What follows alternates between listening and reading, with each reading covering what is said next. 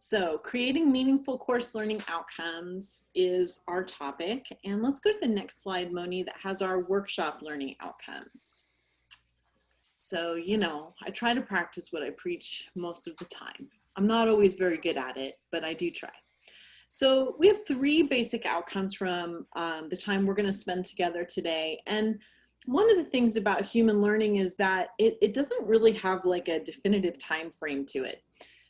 Some of these outcomes will become more obvious after you're done with this session, maybe after you've taken a couple of sessions in the teaching and learning certificate. Some of these things will become more meaningful to you, but this is what we're going to start with today. So the first one here is that you as participants will describe the basic aspects of outcomes-based education and learning outcomes. So some basic vocabulary, some knowledge skills. You'll discuss the impact of diversity, equity, and inclusion on learner-centered teaching and the cultivation of a culture that empowers faculty and learning. So we're obviously going to be talking about learning a lot today. And participants will develop and critique learning outcomes for a course syllabus. So there's a permanent product, hopefully, that will come from our interactions here today. So the way that I'm going to kind of assess these outcomes is through our chats, through our discussions, and then through the things that we share at the end of the presentation today, at the end of the workshop. All right, so let's move on to our first topic here. Why? Why create learning outcomes? Like, who cares? It seems like it's another thing on a syllabus. One of the handouts that we have today is the FAM on the syllabus and the guidelines. And if you've read through that, there's a whole lot of stuff that goes into a syllabus. So is this just another one of those things that pro forma goes into a syllabus? I don't know. You can decide by the end of this workshop. So to be able to talk about this, we're going to sort of get grounded in the learning paradigm. And there was an old article published in 1995 by Robert Barr and John Tagg in this journal called Change. And, the 90s was a time of a lot of educational reform conversations. Those of us that lived through it, you remember that, right? A lot about educational reform. And so one of the things in higher ed that came up was, what is the paradigm for teaching and learning in higher education? And Barr and Tagg tried to talk about that in this article.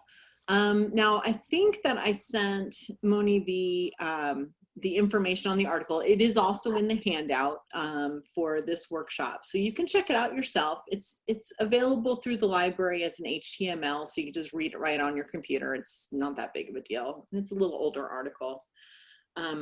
So the next slide here kind of gives us the highlights of this paradigms in higher education and the shift that I think has occurred in many ways. And you can tell me if you think it has or not, but the paradigm shift that they were talking about was one from an instructional paradigm to a learning paradigm.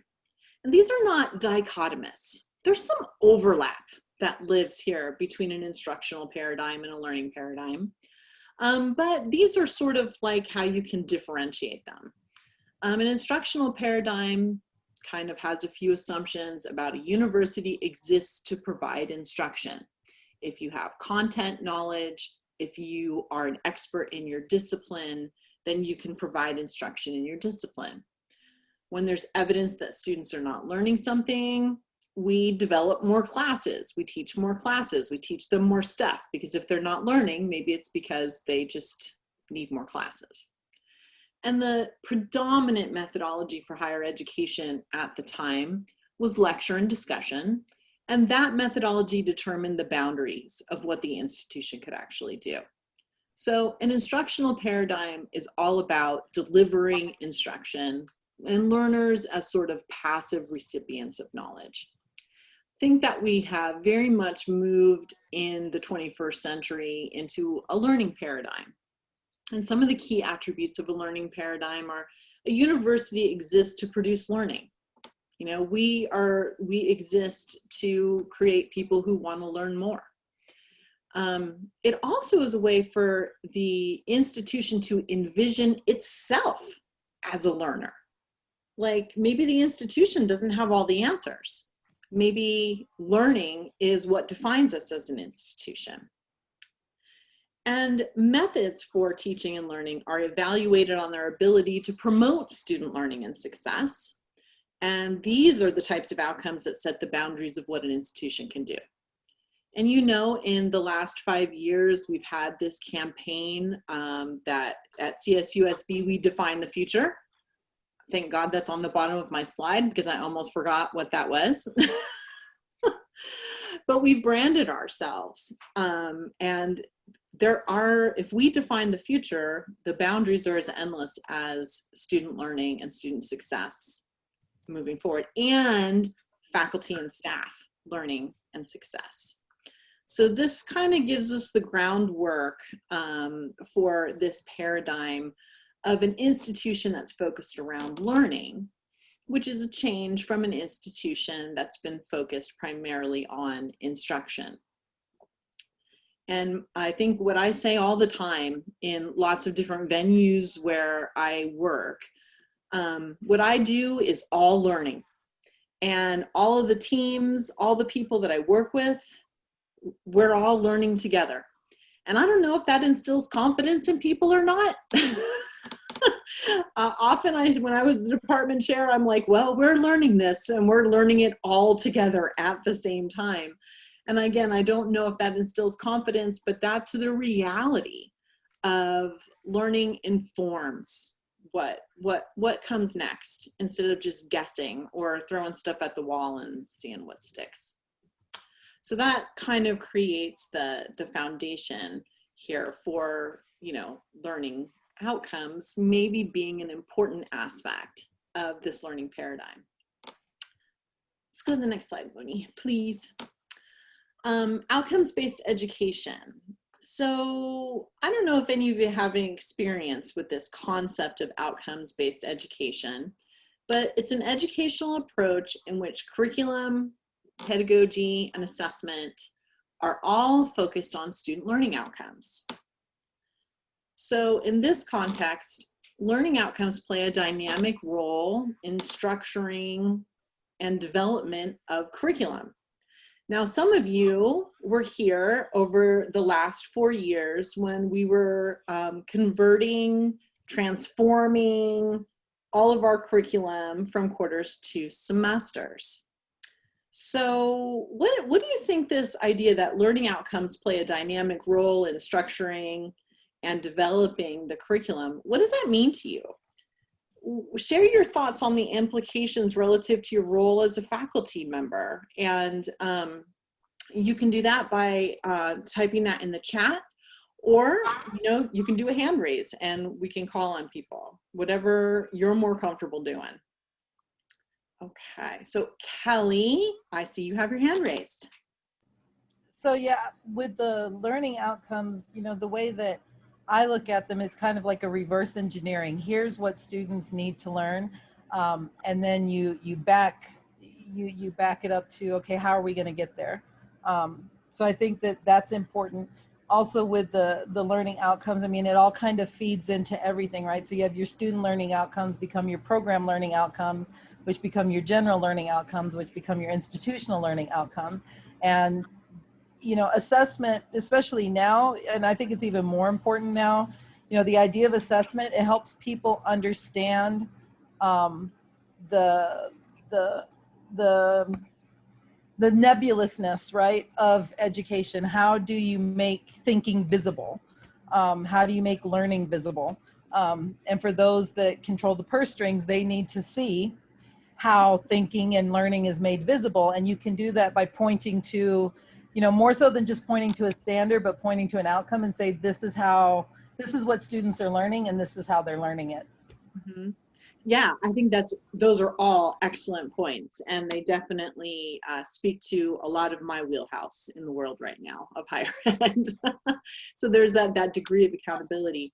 And Manpreet put student-centered learning in the chat, you know, putting the learners at the center of this endeavor of teaching and learning that we're engaging in. So I like these ideas that you guys are bringing up about how it's a little bit of backwards design, starting with, you know, what are the outcomes of learning experiences for students? And then we can structure and develop a curriculum that can support those outcomes. Michael put in the chat, focus on imparting skills that students can demonstrate. Oh, thank you, Michael. Rather than content coverage. Oh. Michael, do you want to expand on that a little bit?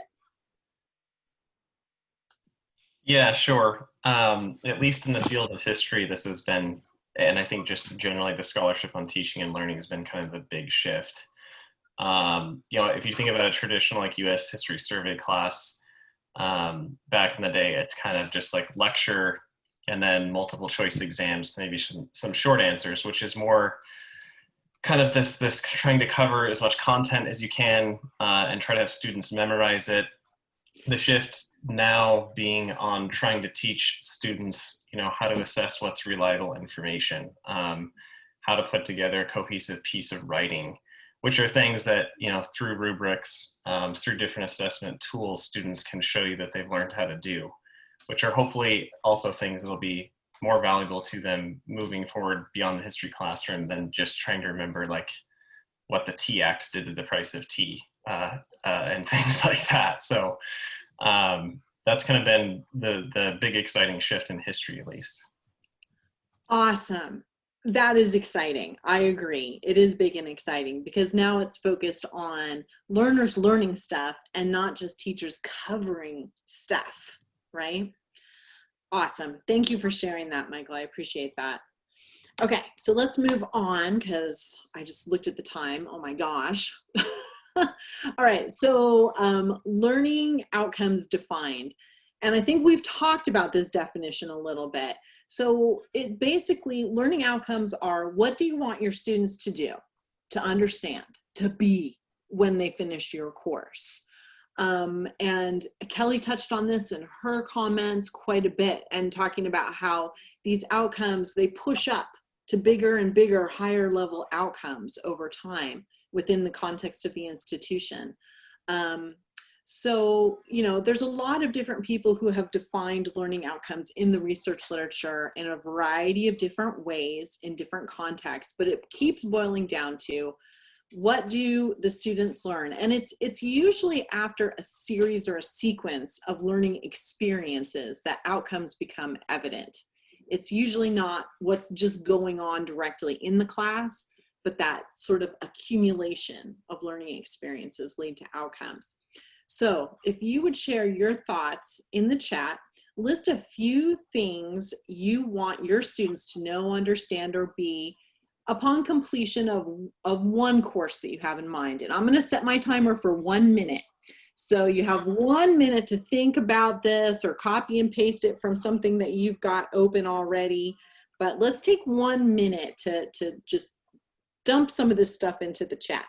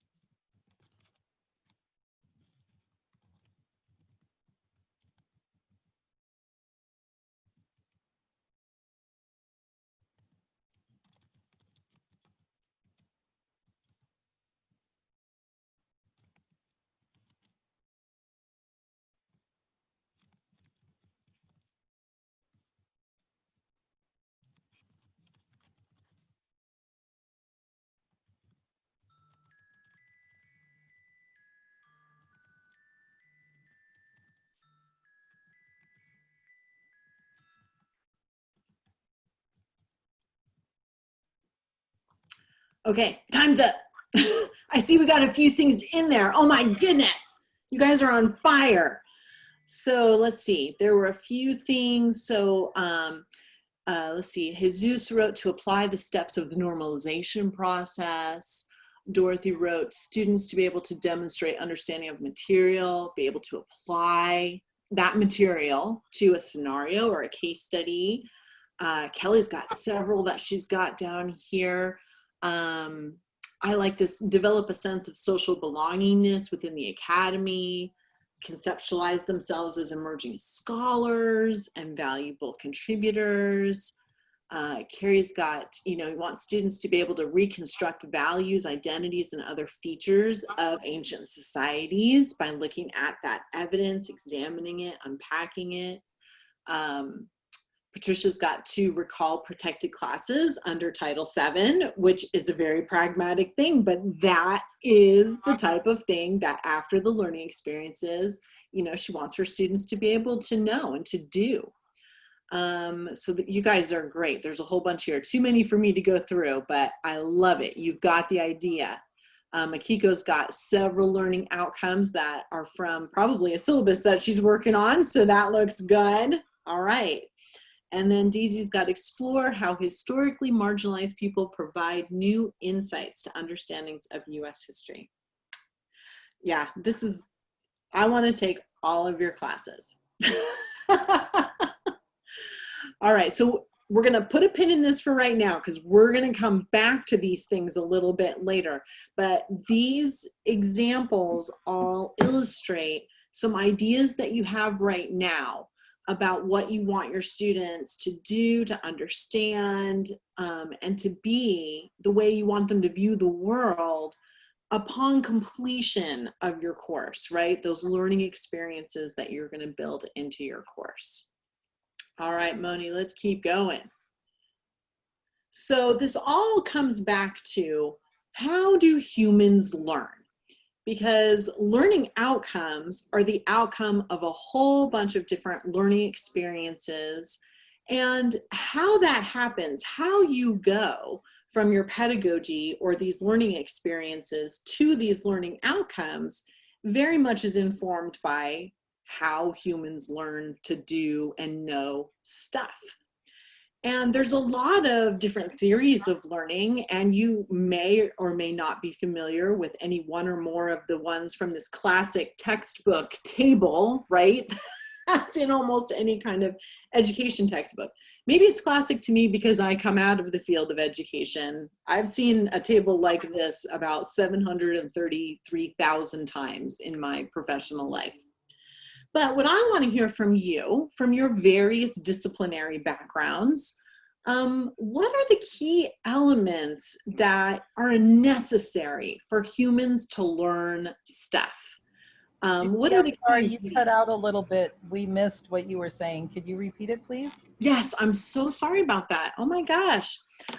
So in the chat, we're going to do another little project here. Share your understanding of the key elements for learning. What are the key ingredients for humans to learn? And maybe it's just 2 or 3 things.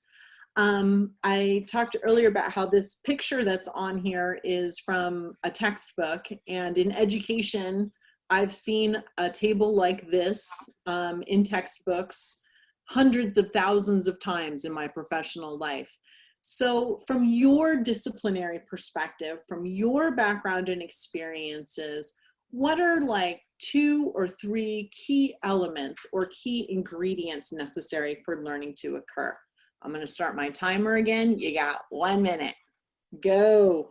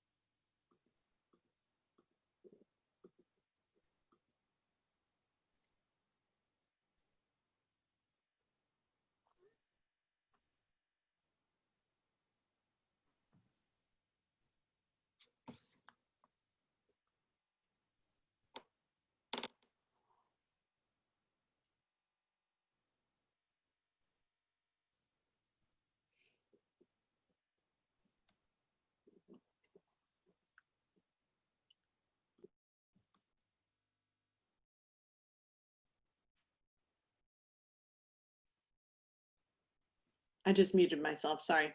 So time is up. I know they're all pouring in, so let's take a look here at some things.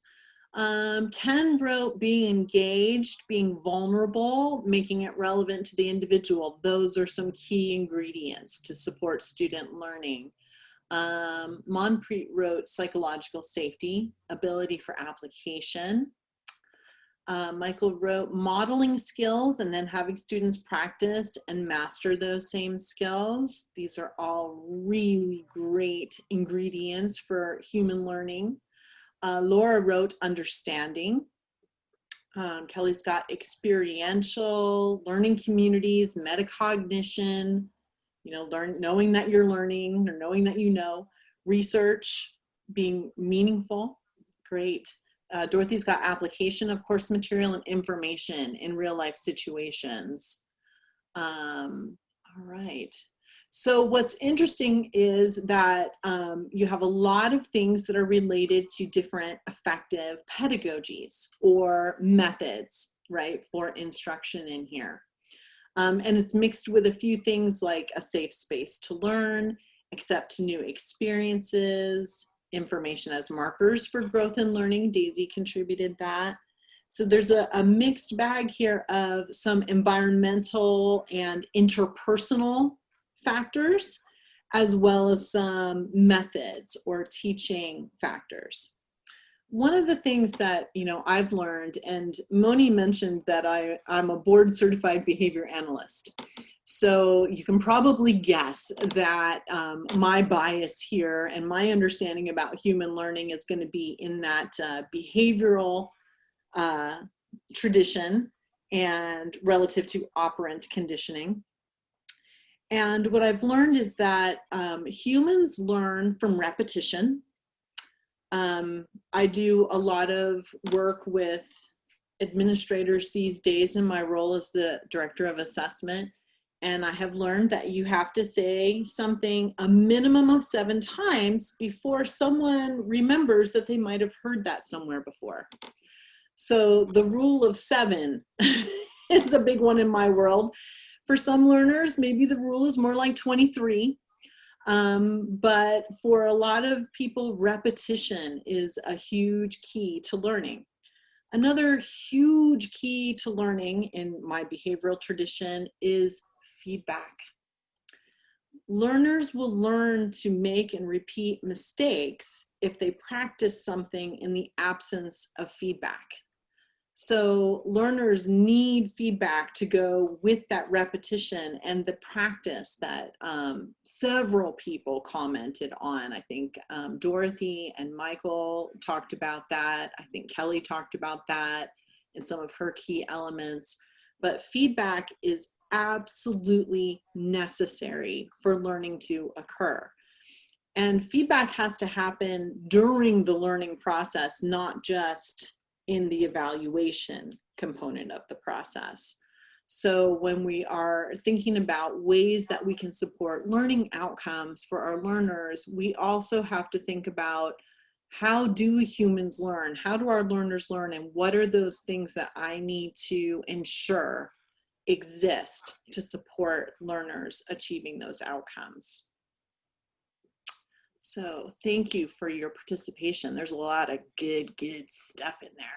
All right, let's keep on going, Moni, because we got to get to the good stuff.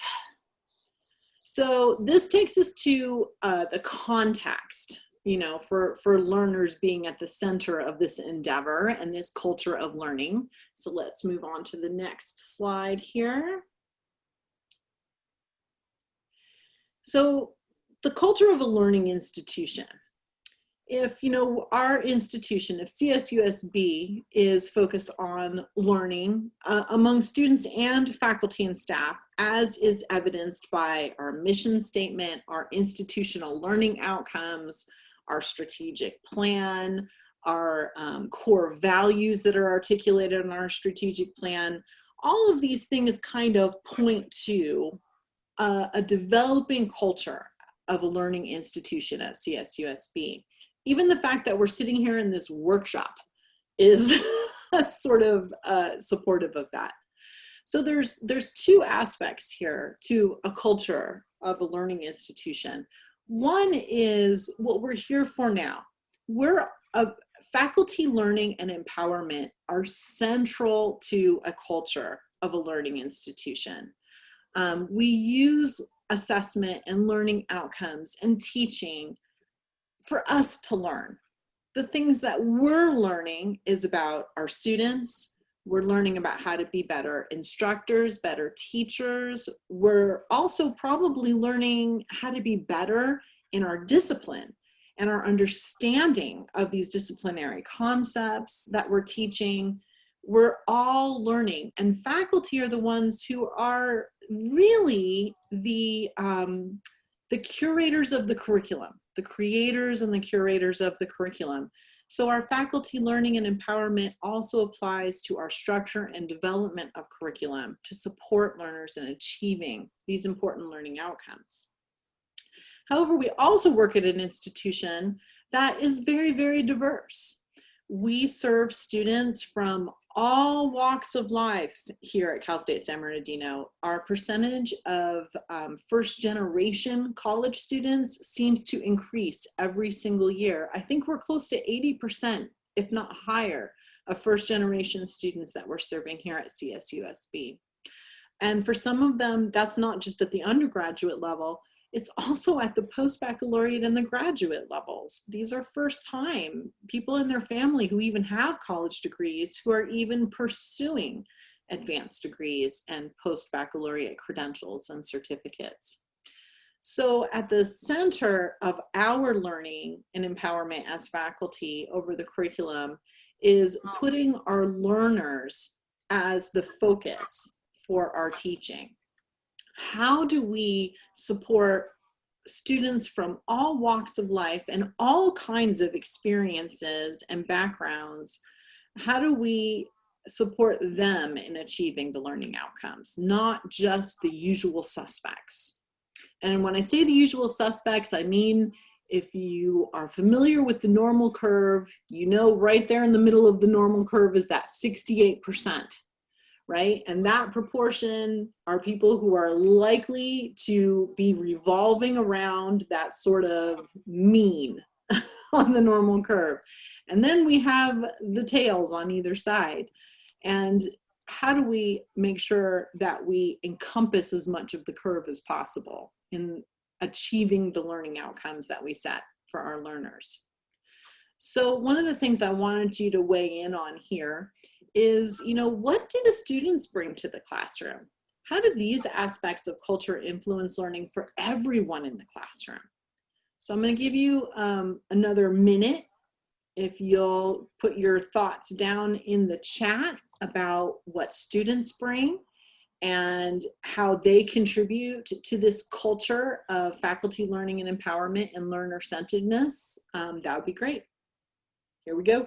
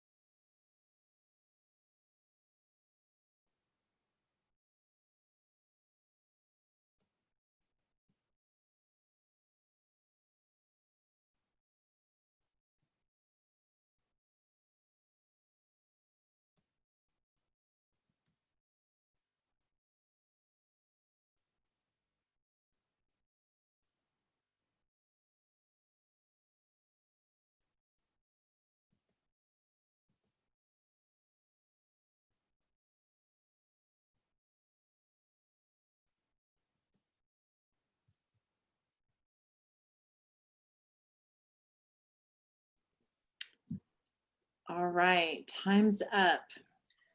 So I do want to unpack this one a little bit. So keep, getting your comments into the chat. Some elements of faculty learning and empowerment include our scholarship, right? This climate of inquiry And how do we leverage, that disciplinary background we have for inquiry in our teaching and learning practice? Also, other elements of this are communication and collaboration. Typically teaching has been sort of a solo private event for a lot of folks. But when we're engaged in learning as part of our scholarship of teaching, it might involve some collaborators, some other perspectives, some other points of view, and our ability to communicate, with our students. So, and learner-centeredness is about how we include learners in our expectations. So let's take a look at some of your entries here in the chat, and let's unpack this a little bit. All right, so Victoria joined us. Welcome, Victoria. I'm sorry we missed you at the introductions. You would have enjoyed it. So Victoria put new perspectives and experiences. That's what students bring to the classroom for sure. Jing has work experience. That's another interesting element. It helps them understand lots of concepts in her classes that she's teaching on human resources. Jesus has experiences and he has culture. It may be difficult for some of them to participate in class activities. Jesus, can I call you out? Can I ask you to talk about that a little more? Because I think that's a great perspective. Sure. I'm being in a class right now. I have class today at 4, by the way. Okay. And has been interesting, let's say, because in the class I ask them, even though I make questions and so on, and no reply. And I check, hey, can you listen to me? Are you listen to what I'm saying and so on? Yes. But when I try to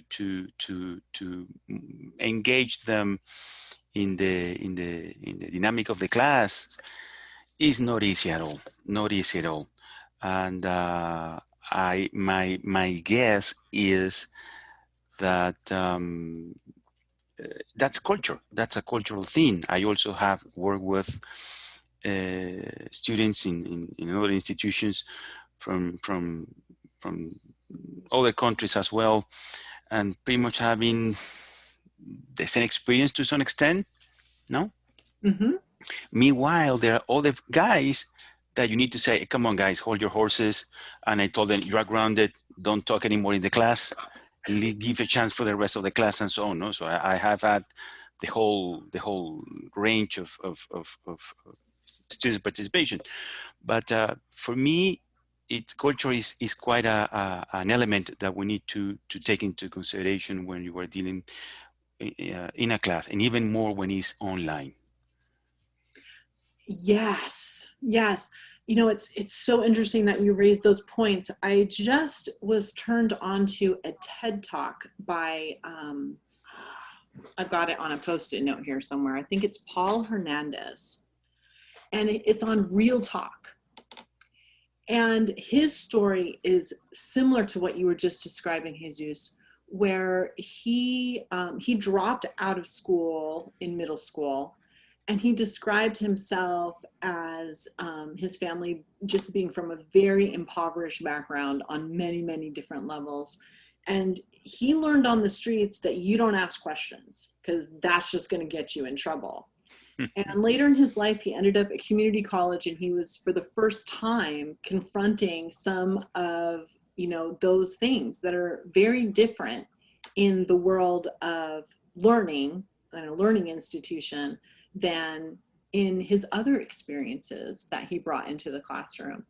And a couple of his instructors recognized, the light that was there with him, and what he did how he seemed to be so engaged and interested, but he would not talk.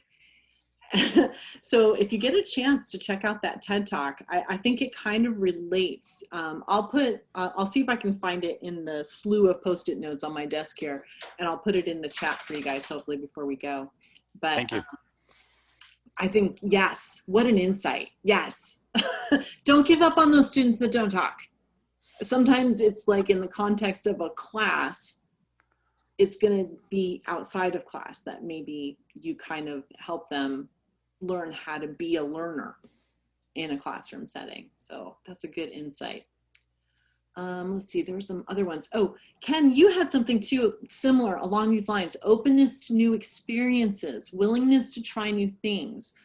Do you want to, I would ask you if you would talk a little bit more about that. Yeah, just students, I think we see this particularly when they come from our undergraduate major. As many of you might know, we have over 2,000 majors in psychology. So unfortunately, a lot of our classes are very big, 70, 80, 90. They're so used to just listening to the professor lecture and then taking multiple choice tests. And then, you know, the select few are able to get into our graduate programs, and then suddenly they have to get up and make presentations. They have to, in class, get together and do group assignments, and that's new to them. And they have to really be able to make that shift from what they were doing as an undergrad to a graduate student. So Yeah, so there are learning outcomes that are associated with that, right? yeah. So it's going to be, you know, some deep thinking and collaboration and communication to think about how can you support that in these mega size classes, right? That's the challenge, it sounds like. So that's great insight. Thank you for sharing that.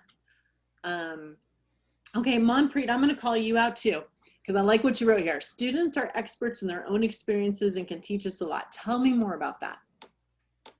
Yeah, so I think like I try to open every class with saying, I'm not just here to teach you what I know, we can really learn from each other.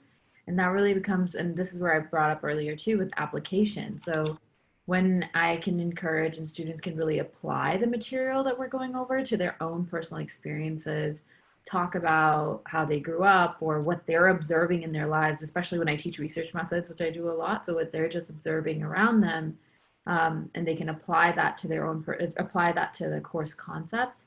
It can really teach everyone in the classroom and really bring the material to life and make it more learner-centered, rather than me just giving them the concepts and them just memorizing that. So them being able to use their own experiences, and truly they're the experts in their own experiences, right? They're not, I can't tell them that what's right or wrong because they've lived their lives and they know how they can apply that to the course concept. So that's what I was getting at here. Right, thank you so much for sharing that, because that, especially in a research methods class, which it's hard to understand some of that in the abstract. You know, a lot of those methods are more easily understood with some type of application. Mm-hmm. Yeah, exactly. Okay, cool. And Kelly, you had your hand up. Share with us, Kelly. Yeah, I just wanted to ask the group and you know, oftentimes if a student has a question about an assignment, or, you know, normally it regards assignments, how many of you actually tell the students what the learning outcome is of that assignment to help them kind of grasp where we're going? Because sometimes, you know, when we're explaining it to a student, and I've done it a couple of different ways. I've explained it, and if it's still, you know, I'm getting the blank stare, I'll ask another student to explain it, and hopefully, you know, they're speaking the same language and maybe they'll get it. But I also sometimes will discuss what the learning outcome is, and I'm less concerned about, you know, a prescriptive approach than I am that they have a meaningful experience. So if they can wrap their heads around the learning outcomes, and I was just curious what the thoughts of the group are on, you know, identifying the learning outcomes for the students so they can understand the purpose of a particular activity or lesson. Looks like Craig has his hand up. I bet he has something insightful to say. I'm not sure how insightful, and again, my apologies. I was really trying to get in earlier, and I just couldn't get through it with whatever passcode I was putting in. I have two answers to it, Kelly. One is I do. I make it very clear in the assignment descriptions what the learning outcomes are. They also are mapped to the rubrics that I use to grade the assignments. And when I grade them, I give them feedback back on the rubric. And so I do all that. I'm not sure how much it always helps. So we're still sort of struggling, and the students are mad at me right now because their grades went down last week because they weren't hitting the assignment goals I wanted. So I try to be pretty transparent on what I'm looking for, but I'm not sure it always helps. I think that's such a good point, Craig, because the reality is we're even still learning with the learning outcomes and how we articulate those learning outcomes and how important different learning outcomes are. So I think, you know, that's where we are still learning with this whole concept. Anyone else want to share? Judy, Yes. Judy, can I just remark to Craig? Sometimes we don't speak the same language as they do. And that's probably why they don't get what we're saying, because some of us, you know, of course, we're academics. We're going to speak to them in academics because this is what we want them to achieve. But some of them come with different language abilities, and sometimes they don't get everything we're saying. I like what Kelly said about, you know, sometimes you have to reach out to those students that understood what you're saying, because they will explain it to them in a different way. It's the same thing. It's just a different way of approaching it, and for them to understand. I'm a big proponent and a big believer since I taught elementary ed. I see the results of students collaborating, working together, and speaking to each other, because I could say it to them in English, I could say it to them in Spanish, and I still get the blanks there. But when then their little colleague, their little peer, or their homie, as we say, tells them what I just said, and they get it. And it's maybe the same exact thing I just finished saying to them. But it's a matter of the way it comes across or something. So it's not, sometimes we just don't get it, and they get it. I think you're totally right. We just had an assignment change, and I was with the students, and I thought I emailed something that was clear, and they have all these questions, and then I rewrote it again, and they still had questions, and I was realizing I understood what I meant, but they weren't getting what I was meaning. That's a good point, Craig. And it's not a deficit. It's just, that's the reality. Yeah. We're learning together, right? That is Yes, where we Judy. are. Thank you so much, Laura, for that insight. That was fantastic. Thank you. So you all have a lot of really good insights onto this. Dorothy was also saying that our students are not global. Some have not left their community. Therefore, exposure to new things may be something that could potentially enhance their learning experiences, and helping people, you know, finding ways to connect, to bring something familiar to the situation, something that they can connect to that's familiar from where they were. Kelly just asked if we're going to discuss rubrics. No. Today, our only topic is creating learning outcomes, not assessing them. And we definitely, though, can have another wonderful conversation just around rubrics. There's a lot to unpack there. So we won't be discussing assessment today. We're just going to be discussing the creation today. So sorry, Kelly. All right. So now that we kind of have a context for why we even do these learning outcomes, to support our learners, to facilitate a shared understanding about learning in the course. Kelly's question brought it right to the front. Students should know the learning outcomes at the very beginning. That the learning outcomes should be the thing that drives the development of the curriculum in your course. I always struggle with something new until I have some sense of what the outcomes should be from the experience that I'm about to develop or design. And that's true whether I'm teaching a course on positive behavior supports in the classroom for kids with autism, or if I'm doing a professional development activity like this. Sorry, somebody said something. No? Or I thought I just heard something. Okay, sorry, could have been here too. There's always things going on in the Silva household when I'm trying to work. So, all right, so that's sort of the why behind learning outcomes. And like I said earlier, I shared the FAM and the syllabus, and one of the guidelines or components are learning outcomes on the syllabus. And I want to circle back to something that Michael said earlier about covering material. learning outcomes are different than learning objectives. And I just adopted that language from some of the literature because there's not total agreement on the lexicon around this differentiation. But what I've learned from the research is that learning objectives are the things that we're going to teach, right? Those are our objectives for the things that we're going to lay out in a course. And learning objectives are very helpful when you are planning a course, but they're much more helpful to the instructor than they may be to the learners, although they certainly can be supportive of some of your learners. Learning outcomes are the things that you actually want to be able to have some evidence to support by the end of the course, that the students are engaging in these types of outcomes.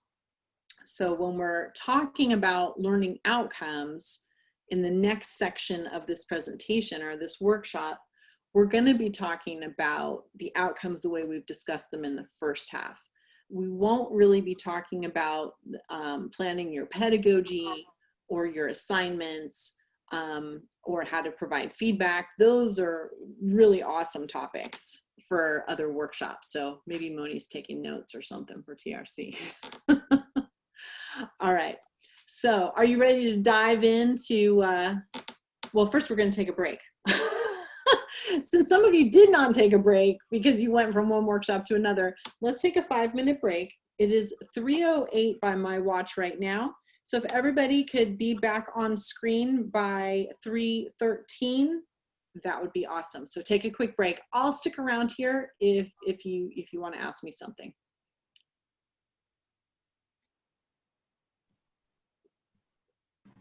So I want to ask you about the rubrics. Yes. I'm of two minds with the rubrics, right? Especially coming from like creative writing and Yes. making knowledge together, because I find rubrics to be helpful for guiding students, you know, towards, you know, the end destination. However, the double edge on that is when you use rubrics, sometimes it stops them there. They're so, you know, institutionalized and conditioned to give, you know, what they think the instructor wants. Because oftentimes the question will be like, well, what do you want? And then my response is, well, what do you want to do? Right. And it's like, well, what do you want for? And so I just, you know, as someone who spends all their time in assessment these days, I really have like a love-hate relationship with rubrics, because sometimes it's really helpful, but other times I find that it's really, you know, students will voluntarily confine themselves to the rubric instead of doing something different. So. Yeah, well, my first reaction is it might depend on the way you scale the rubric in terms of, you know, those criteria for ratings. Because I think if they think that they have to have everything that's in the highest rating column, then they do get into that sort of compliance mindset, right? They get into, okay, I check all the things in that column. Especially with liberal studies students, because they love to check and make lists and check off their lists, like seriously. So, I mean, a thing to think about, and it's hard to talk about this in the abstract, right? Without some specific like context or assignment or outcome, you know, kind of defined. But one thing that I used to do with rubrics in my classes was I had sort of an aspirational rating category that, you know, if I had a 4 or 5 point scale essentially on my rubric, right, for my criteria, then, you know, like basically the meeting all of my basic expectations would be a 3 or a 4. And then a 5 would be aspirational. And you didn't need a 5 to get a good grade. I mean, you could still get a good grade with a 3 or a 4. But if I really wanted to stretch people to think at a different level about ways to accomplish something, that would be one thing. The other way too is maybe considering or looking at giving students some choice over how they perform outcomes. Mm. So you can still use the same rubric if they complete the assignment in different ways. And you give them some parameters and some choices about, you know, some alternate ways to do an assignment. So those are just two things that immediately come to my mind without really any context to the type of thing that they're doing. Right. Which would lead me to my next question, which is kind of connected to that, is, you know, because for me, you know, as part of my pedagogy, you know, it's education is very communal, right? And I think that's across the board, but you know, we focus on the community aspect of it quite a bit. Mm-hmm. So aside from metacognition, how would you write learning outcomes that value anecdotal outcomes as opposed to just, you know, the quantifiable, measurable ones? Oh my gosh. Well, I think all should be like that, because good assessment means you have multi methods and multi measures of assessment, right? It's not just about the almighty quantitative summary or comparison to some comparison group or something like that. I don't know how meaningful that is in some cases. Yeah. I imagine it means something under certain circumstances, but certainly you can't generalize it to every circumstance. So a lot of times too, when going back to the rubric thing, when I use a rubric, it's not a checkoff rubric most of the time. There's always sort of like this, you know, here's why I gave you this rating. And sometimes it's a different reason for each student that might have gotten the same rating.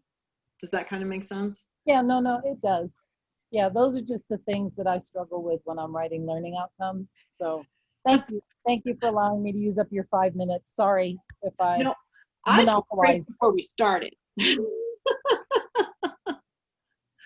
So yeah, no, I love talking about that stuff, Kelly. So anytime, you know, and if you have something that you're particularly trying to work through, I'm so happy to just kind of spitball it with you. Thank you. Spitballs, that sounds fun. So thank you so much. Thank you. No problem, anytime. All right, so it's 3:14. Do we have everybody back? I see Michael's there. Kelly hung in with the whole time with me. There's Moni. See, she's paying attention. I'm here. All right, so we're gonna dig in here. So we're going to need your participation some more in this next section. I'm going to give you a couple of pieces of information. We're going to look at the handouts. So if you have access to the links to the handouts, I'll also probably take over from Moni to share screen here, or ask her to share it if she's ready. So, but before we do that, let's go to the next slide, which I believe is the dimensions of learning outcomes. So now we're going to get into some really technical and nitty-gritty components of creating a learning outcome. So there's different dimensions or types of learning outcomes, and any combination of these is relevant to the type of class that you're teaching. You know, knowledge outcomes, one example of a knowledge outcome, sometimes people call these cognitive outcomes.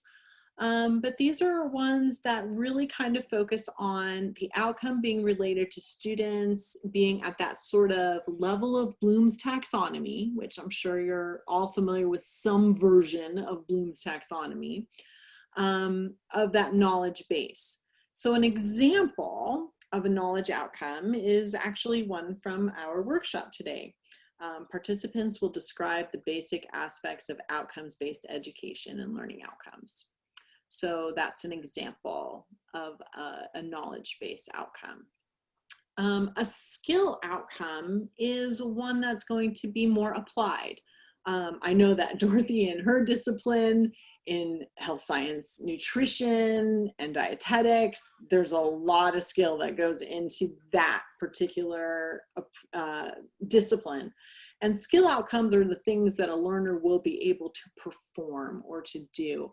And you have a skill outcome for your workshop here today. So the example is participants will develop and critique learning outcomes for a course syllabus. There's a specific thing that you'll do.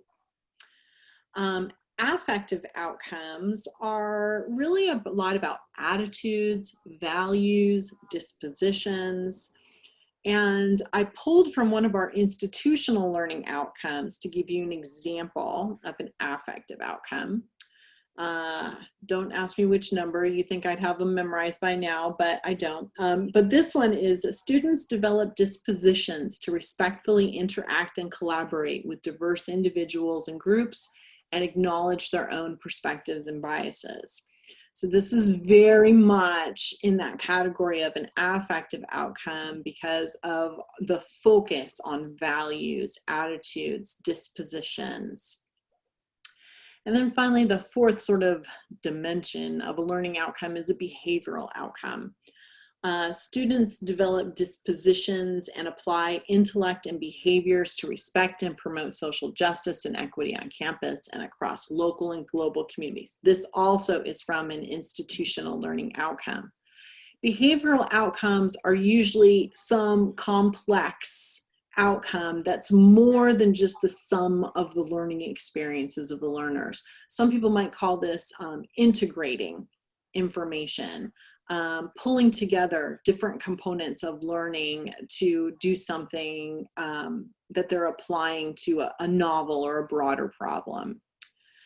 So in the chat, if you want to take a minute here to share a learning outcome that, you know, maybe we could decide which dimension it falls into. So, you know, if you have something that you want to put out there, we can kind of figure out, is that a knowledge outcome, a skill outcome, an affective outcome, or a behavioral outcome? I had to get my cursor in the right place so I can see what you put in. All right. Okay. Oh, these are all, okay. Okay, so Michael put one in. Students will demonstrate the ability to develop an historical interpretation based on evidence. All right, so, sorry, go ahead. All right, which dimension do you think that? If you want to use your little participants icon at the bottom, if you think that's a knowledge outcome, you can either do the yes or the hands up, or you can do a thumbs up reaction. How many people think that that's a knowledge outcome, Michael's outcome? I'll read it for you one more time. Students will demonstrate the ability to develop an historical interpretation based on evidence. Where do you guys, so who thinks it's knowledge? Anybody? Skill. It doesn't look like it. Okay, who thinks it's a skill outcome? All right, we got a couple votes for skill here. Okay. Good, number of votes for skill. All right. Who thinks that is an affective outcome? Okay, we got a vote for affective. Okay, and then a behavioral outcome. Let's see what we got here.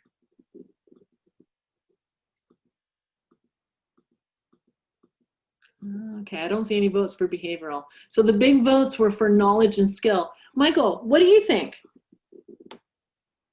I actually kind of tend to agree with a question Carrie posted, that I think this is primarily a skill outcome, but I also think it has a lot of overlap with knowledge, that students are using knowledge and they're applying skills to understand and interpret that knowledge. So it's a little bit of both, I think. Okay, so that is where I think there is some room for some discussion, right? How convoluted do you want to make your learning outcomes? Because we do need outcomes to be clear, right, to the faculty teaching and to the students learning. So you do have a lot going on in that particular outcome. Because let me get back to it here. Where did it go? All right. So demonstrating the ability to develop. So do you want them to develop a historical interpretation based on evidence? Is that really what you want them to do? Yeah, I mean, kind of the idea of taking historical data and creating an interpretation of it that's their own understanding. I love it. See, now that's a learning outcome right there. Because that could fall under also a behavioral outcome, because there's probably a number of different skills that they need to apply, right, to engage in that sort of almost higher order kind of outcome. What do you think? Yeah, I could do that for sure. So I'm sorry that I called you out, but that was. Oh, no, not at all.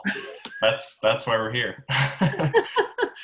I love the example, because in all honesty, I read a lot of learning outcomes, and in my role on class and in Q2S, you know, we worked with the college assessment coordinators to provide feedback on the assessment plans that programs developed, and learning outcomes was a component at the program level. And some of them were not that clear, right? Like, and if you have to think about clarity to whom, right? And if your learners are just learning the vocabulary of your discipline, right? What maybe a knowledge learning outcome might be related to the lexicon or the language of your discipline, because they're going to definitely need that, right? To get to this level of skill, to even know what the outcome even means. So great example. Oh my gosh, Ken has a huge data example. Oh, okay, let's see what Victoria has. Oh, okay, this is a good one too. So Victoria has, each student can reason about right and wrong and can understand the global environment in which business is conducted. Okay, so Victoria, let me ask you, what dimension of learning outcome do you think that is? I think it's more effective than behavioral, because I'm asking them to do something and to change their mindset. Yeah, it definitely, I think it definitely falls into that effective category. An argument could be made for a behavioral outcome, because there's, you know, it's complex. There's a lot of skills that they have to put into this. But I think the reasoning about the right and wrong, you know, I think that probably tips the balance a little bit. And it doesn't, you know, in the end, it doesn't have to fit firmly in any one. There could be some movement, but I think the part that's really important is that you're clear and that you can communicate that expectation or that outcome clearly to your learners so that they can aspire to it, right? And do what they need to do to achieve the outcome at the course level. In this course, it's a senior level course, and so we're past the knowledge and the skill, we're into application and do. So for higher levels of learning in the upper division courses, our outcomes are a little bit more go do something, you know, and apply and that kind of stuff. Makes total sense, because they've got, you know, years of learning behind them to inform. They're bringing that together to perform those skills or to develop those values, attitudes, dispositions that you're talking about in that outcome. So I think that makes total sense. All right, sorry, I want to move on because I want to give you a chance to practice here, but there's good examples in the chat if you want to decide where you think those should go. All right, let's move on to the next element here. So we've got dimensions of learning outcomes, sources of learning outcomes. So there's a lot of different places you can look to develop your learning outcomes. Some programs have goals for learning for their program, and you can translate those goals into learning outcomes at the course level at different levels of introduction, maybe. A huge source of inspiration when it comes to learning outcomes for many disciplines are professional and disciplinary associations. We have a lot of those represented in our group today. And you know your professional organization, some of you have accreditation that kind of guides you in those priorities for learning outcomes for learners. So, you know, there's those considerations. Sometimes community sources can inform your learning outcomes. I know in business and education, we rely pretty greatly on our advisory boards and advisory groups to give us a pulse check on what employers are looking for what the state of the professional practice is in our communities. So sometimes that can be informing your learning outcomes. And faculty who teach and who work in these fields and the students also can be really good sources of learning outcomes. You definitely can, you know, sort of probe with your students a little bit to see what they think about the learning outcomes for the class and how they might inform them or change them. Has anyone ever engaged their students in the development of learning outcomes, or at the end of a course surveyed them about the learning outcomes? Has anybody ever done that? Go ahead and open up your mic and share. Yeah, I did it last fall for a class I was teaching. At the end, I actually had a class discussion where we went through each one of the learning outcomes and discussed, you know, how well we met those outcomes, where we fell short, how they could be tweaked or changed moving forward. And did you do anything with that information? Yeah, absolutely. I revised them according to the student feedback. I also worked on some rubrics following that as well to try to make those line up better with the assignments and with the outcomes. So yeah, it's been something that's helpful, and I hope to continue to. All right, that's a great example. Thanks. Laura, you said yes, that you do that. You want to tell us a little bit about it?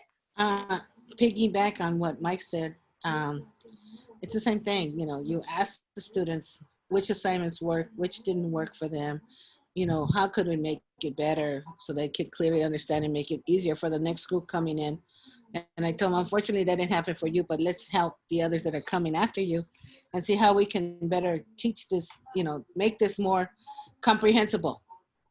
So they'll get it and then they'll implement it, because I'm teaching teachers that are going to be teachers.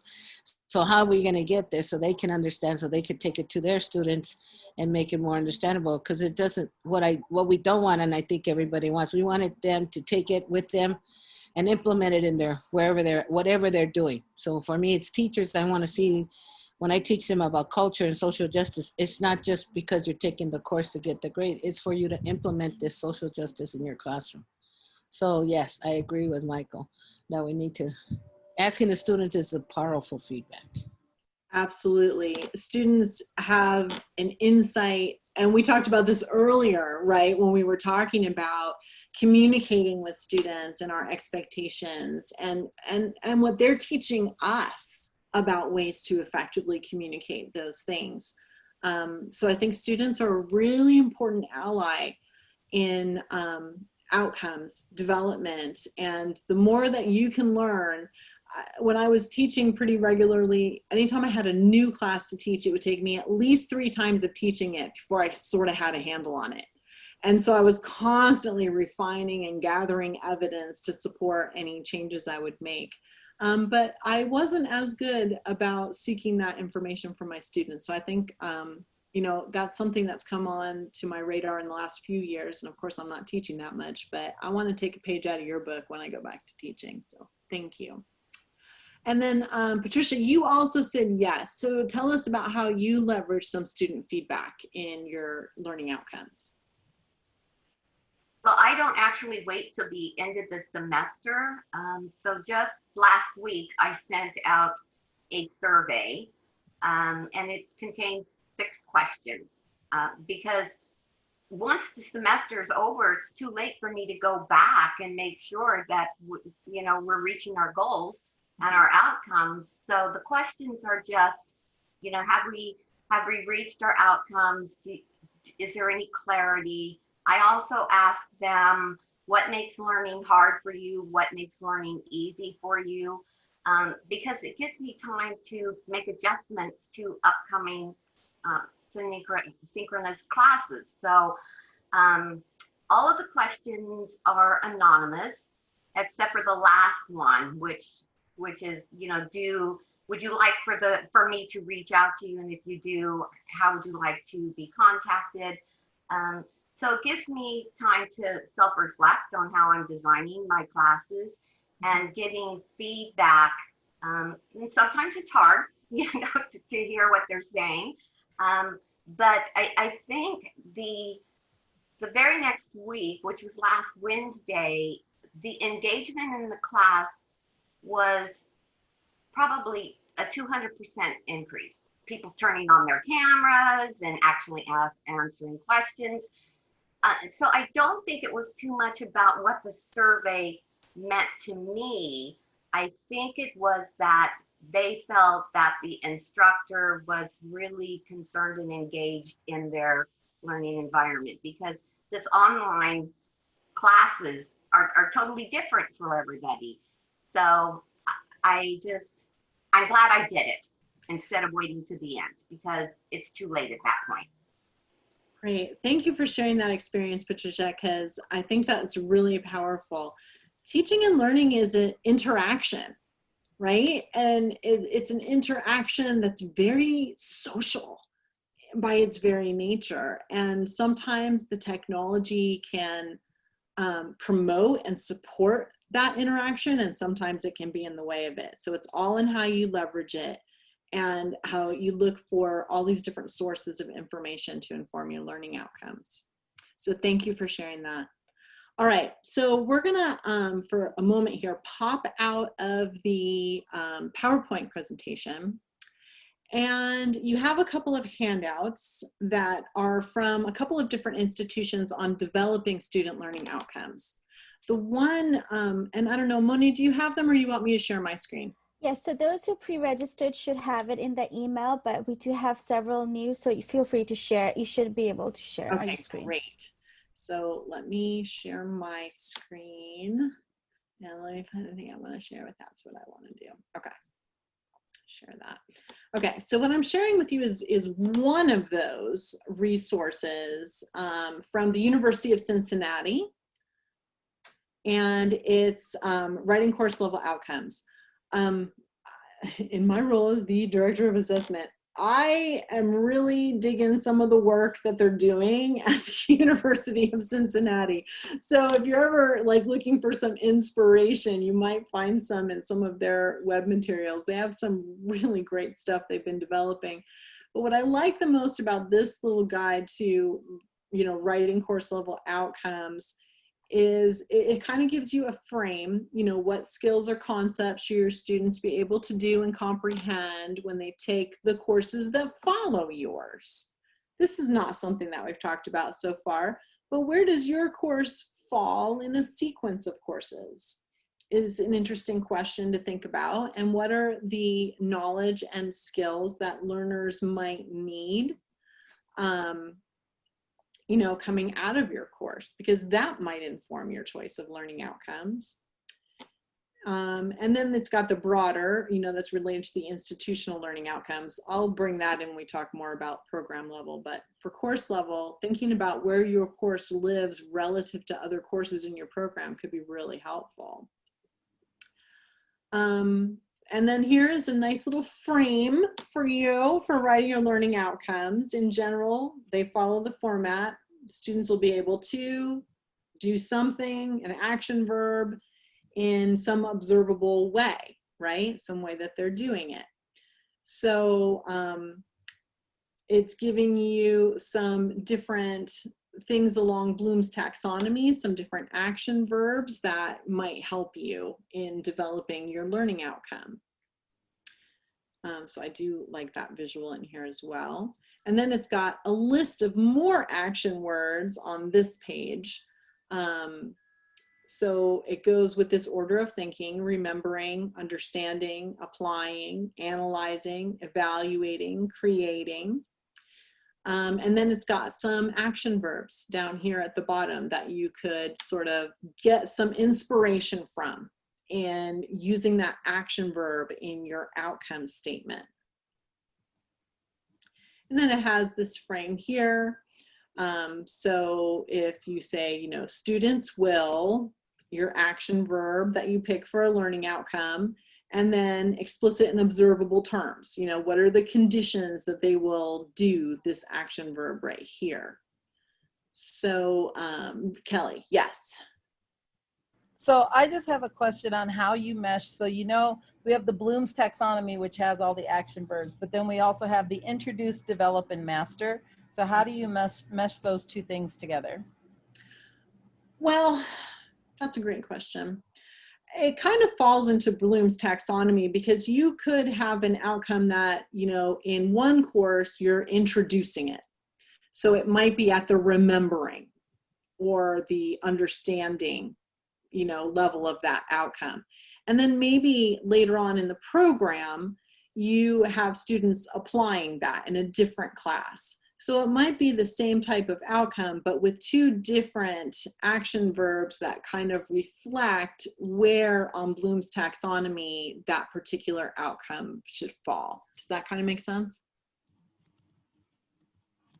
Kind of, but I mean, it makes sense, but it doesn't, it's still what I struggle with, right? I think you could do both though, or one or the other, because it's something that because we have to use some of those designations. So I think, you know, Judy's idea works pretty well, which is you simply break up Bloom into the IDM model. And I think this might be more to you may have something very specific, like I need them to analyze. And so this assignment or this course is really just introducing them to the concept of analysis versus developing analysis versus mastering analysis.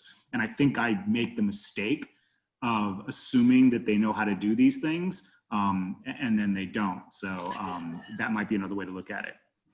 Yeah, well, I guess I just fall into the same thing that I'm worried my students will fall into, right? Where it's like, I'm supposed to include introduce, develop, and master. And then I'm supposed to use the Bloom's taxonomy verbs when writing outcomes. And so I find myself checking boxes and I'm wondering if it's effective or if it's confusing or what other approaches are on how to combine the two different approaches. It's a really, really good point, Kelly. I think sometimes we get tangled up in the difference between a course learning outcome and a program learning outcome. They're two entirely different things because a program learning outcome comes in terms of what we want students to know or do or be upon completion of a whole series of courses. And when we assess program learning outcomes, we don't assess every single course they took to get there, right? We assess the outcome of all of those experiences. Like Victoria's example of her learning outcome that she shared earlier and how she explained it was in a senior seminar.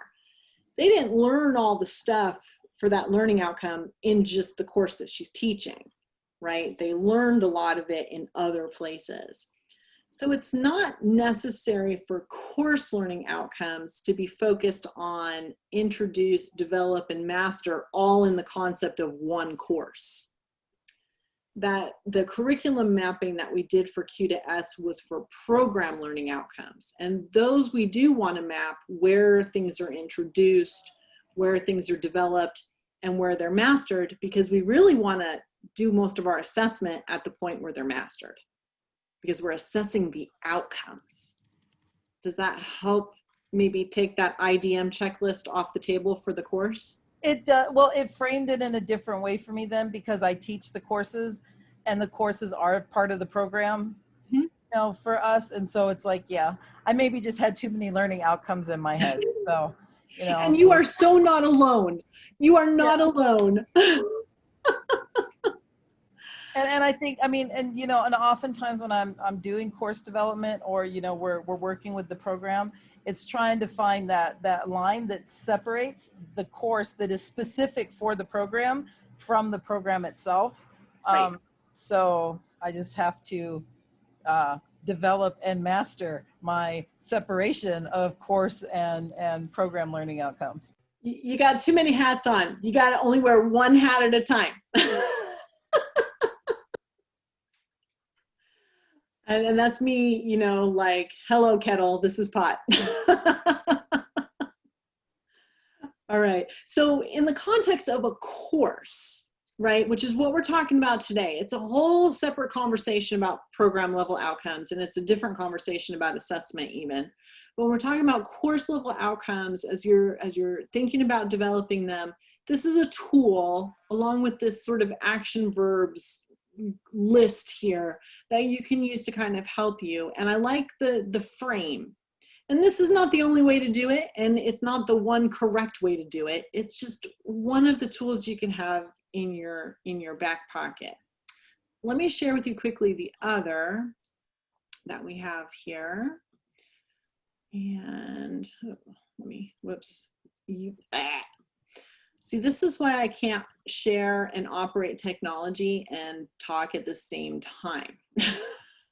You guys are probably much more expert at this than I am, but yikes. Okay, now I'm ready. All right, this one that I'm going to show you is the handout that is from the Tillamook Community College.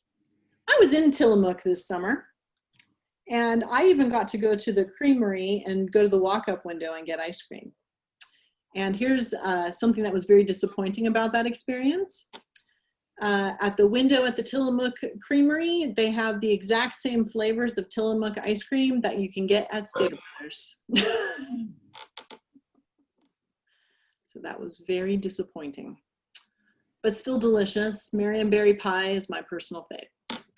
But they also can write learning outcomes at Tillamook, besides make good ice cream and cheese. So this handout I think is really helpful because it gives some examples from different disciplines. And it gives a lot of different examples of what are quote unquote good learning outcomes.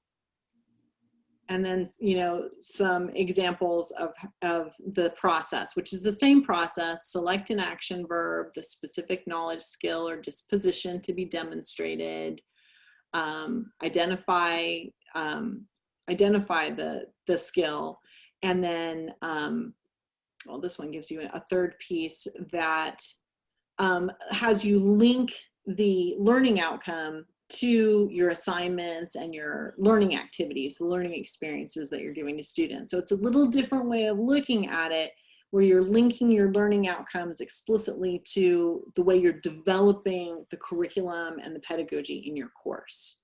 And those things are all interrelated.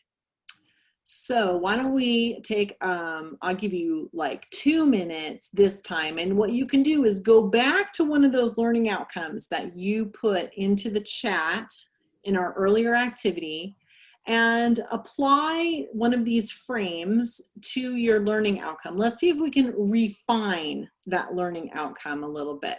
So I'm going to set my timer for 2 minutes.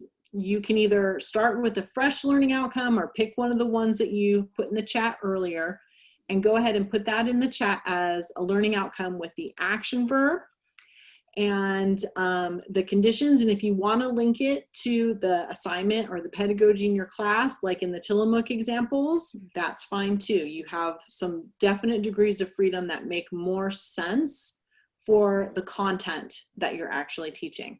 So I'm gonna give you 2 minutes to drop a refined learning outcome for a course into the chat. Everybody good? Everybody give me a thumbs up. Can you share that action verb table again? You got it. I will put it up for you right now. No problem. All right. Okay, timer is starting now.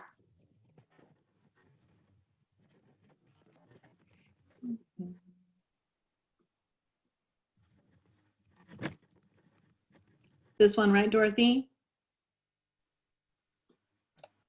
Thank you.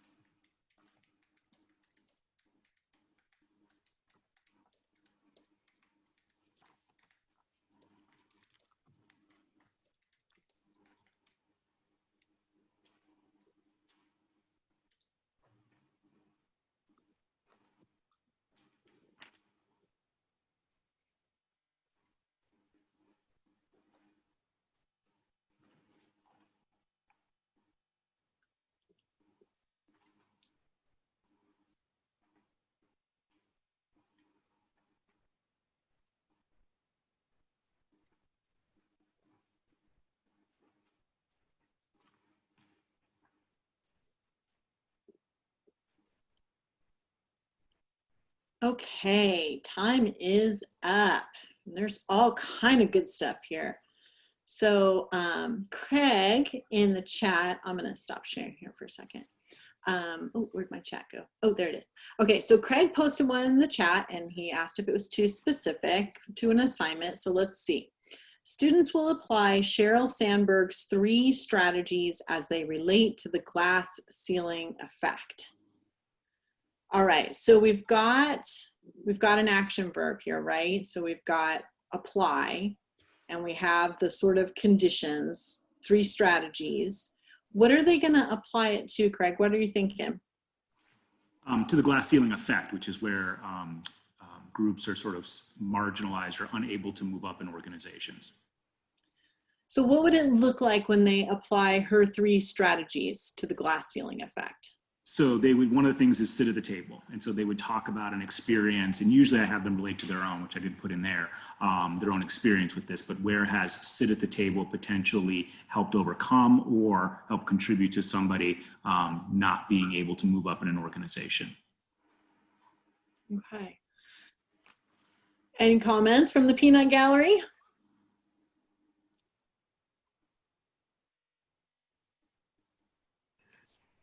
I think, you know, it actually is open enough as a learning outcome, because when students leave your course and after all the different experiences that they have in the course, they should be able to apply these strategies as they relate to the glass ceiling effect to, you know, a range of different situations, right?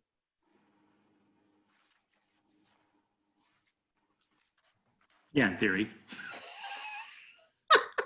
Well, is that what they should be getting out of the course? Yeah, the way the class is designed, there's a series of things that they're applying theories to different experiences. So yes, but the idea is, the broader idea is being able to apply theory in general. This was just sort of a specific case for a specific assignment. Okay, so then for the course, maybe that would be the learning outcome, would be to apply the aspects of some theories to understanding a problem, solving a problem, you know, something like that might open it up a little bit, so that they're learning several theories and they're learning to apply those theories to different situations. Yeah. Yes. So yeah, in that case, that might be something that you're looking for, some criteria on a specific assignment that is specifically geared towards that specific theoretical approach. But for your overall course learning outcome, you probably want to open that up a little bit. Yeah, I see some nodding, so that's good. It's a good example, Craig. Thank you for sharing that one. Let's see what else we have. Okay, so Ken's got one. Describe the approaches and issues associated with recruiting, selecting, training, and appraising people within organizations. All right, what do we think about this? What do you like about it? Anybody want to say what component jumps out at them from our frame that we have?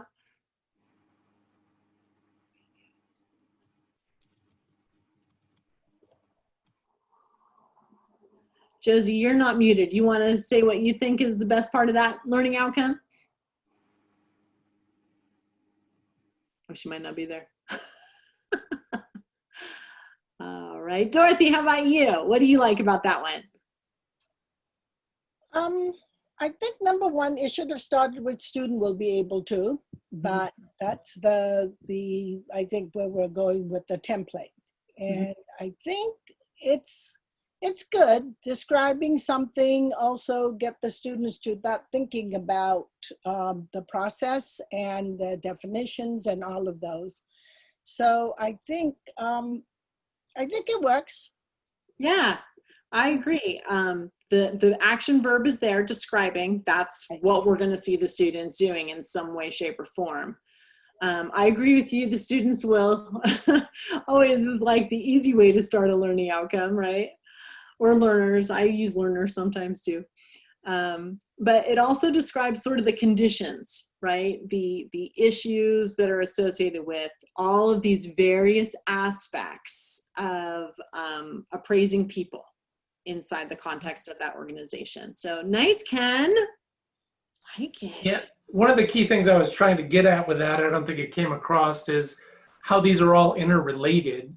So if you're recruiting in one way, that's going to impact how you select, which is going to turn around and impact how you train and appraise people later on.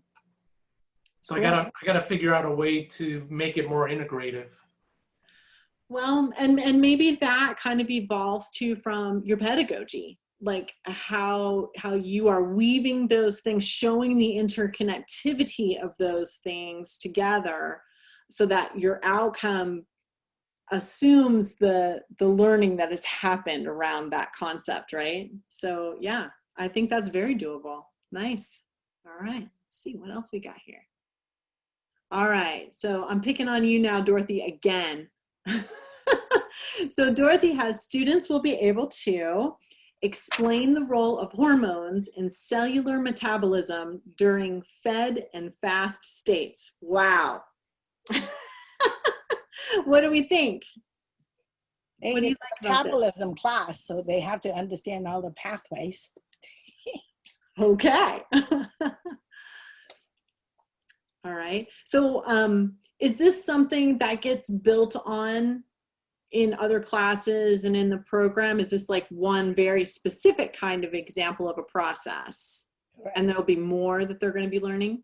Yes. And are there more processes that they're learning in this course, or is this a major focus of this course? No, that's not a major focus, but that's one of the effects of what happened to your body during different physiological states. Okay. So they will also learn about the role of hormones and how it affects them during when they have disease states as well.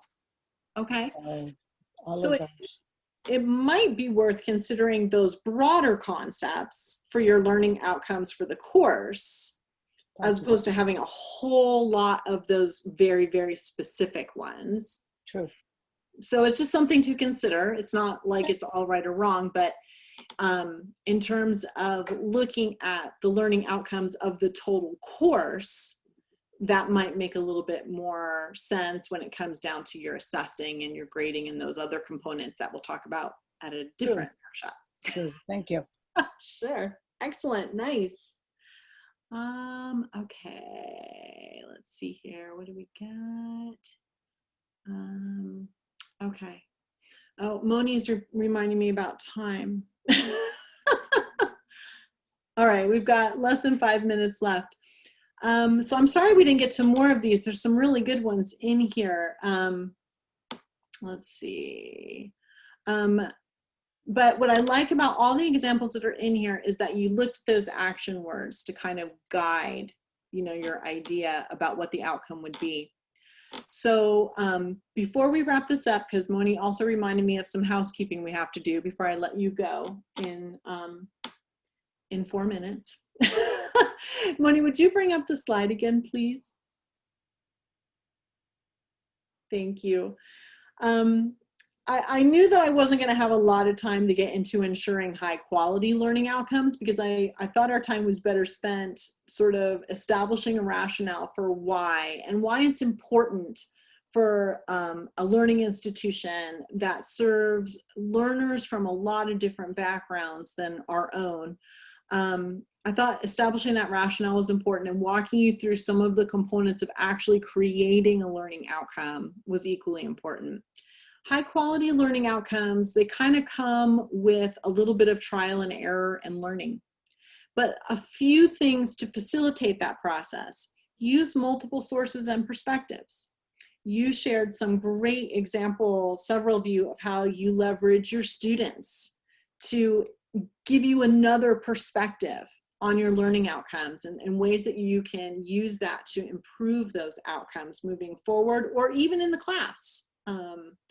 So multiple sources and perspectives. It's worth faculties in a program having these conversations wherever you can carve out a minute and with whoever you can talk to. Get multiple sources and perspectives. Question relentlessly whether it's the right outcome, right? Questioning is inquiry. Inquiry is collecting evidence to support a decision or a movement of some kind. Always be reflecting on those outcomes, especially when you're not always seeing the outcomes as consistently as you might expect to or think that you should be. And then clarity is necessary for outcomes to be useful. The clarity has to be there for the faculty to understand what in the heck this outcome is. And it needs to be there for students so that they can also be engaged around learning outcomes. So that's how a couple of just tricks of the trade. And the very last slide that I want to show you, if Moni moves it on. The last word on creating course learning outcomes for today, because there's a lot more to talk about. Developing outcomes is a faculty dialogue and a learning process. It's going to come with practice and experience and talking about it with other people. So I encourage you to seek out those communities. Maybe this is your community where you want to have that conversation. I am always happy when people want to talk about stuff like this, because this is way more fun to talk about than some of the other stuff that I have to do. So I am always available. You can contact me easily at assessment office, all one word, at csusb.edu. And I will set up a Zoom. We can talk on the phone, whatever you want. I'm extremely happy anytime to bounce this stuff off. It's fun for me. And I learn from every single experience.